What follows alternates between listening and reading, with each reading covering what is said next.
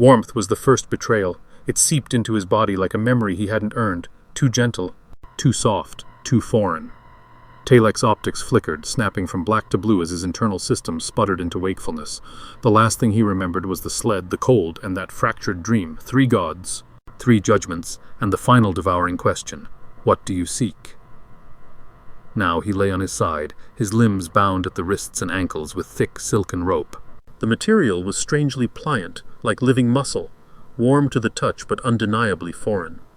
A low hum echoed faintly through the stone chamber, as if the walls themselves were alive, vibrating with the breath of hidden memory. He tried to move, no leverage. He tilted his head, taking in the space. He was in a chamber carved into a glacial cliff, but nothing here resembled traditional architecture. The walls shimmered with interwoven silk strands, glinting in the dim glow of bioluminescent fungus clinging to the stone like a second skin. Webbing crossed the ceiling like the ribs of some divine beast.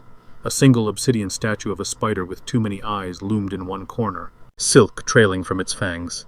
"You're awake!" The voice slithered in before the man. It was low, sharp, coiled with pride and coated in spite. From the far side of the chamber, a figure emerged from shadow, tall for a drow, with angular features and skin like smoked obsidian. Dranoch Velkrin's pale white hair was pulled back, exposing the cruel cut of his cheekbones and the faded scar over his left eye. His leather armor was patched with scraps of surface gear, human coats, stitched gnomish piping, a rusted Titan radio clipped to his belt like a trophy. At his side, a tiny spiderling peeked from his collar, its glassy eyes fixed on Teylek. "You made a lot of noise while you were sleeping," Dranoch said, approaching slowly. "Something about dead gods and endless roads. Very poetic." He crouched beside Teylek, eyes gleaming with private amusement. "I wonder if you even know whose name you whispered." Teylek tried to speak, voice hoarse, static, cutting through the first few syllables. "Where am I?" "Where you belong," Dranoch said with a sneer. "Beneath." He stood and paced slowly in a circle around the Warforged, dragging a finger along one of the silken bindings as he passed. "Whatever you thought you were, cleric, pilgrim, servant of logic, or stars or shadow, that's over. The surface is gone. Your gods don't answer here.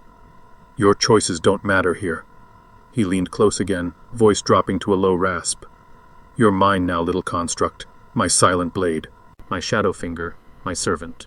And if you serve well, perhaps the goddess queen will look on you with favor. Perhaps she'll whisper your name in the silk. Or perhaps she'll let me carve it into your chest and wear it." Teylek's fingers twitched, his core thrumming faintly. Dranoch saw it, and stepped on his bound wrist with a deliberate press of his boot. "Don't get ideas," he growled.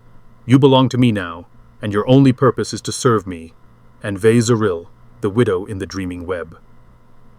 The name pulsed in Teylek's mind like a chord struck in a cathedral of bone. Ve-Zoril, the name from the dream, the name behind the memory, the voice he never understood until now. Dranoch stepped back and gestured to the room. "This is your beginning. A room without windows, a god without mercy, and a master with just enough rope to let you hang yourself, slowly." He grinned. "Now be a good thing, and listen.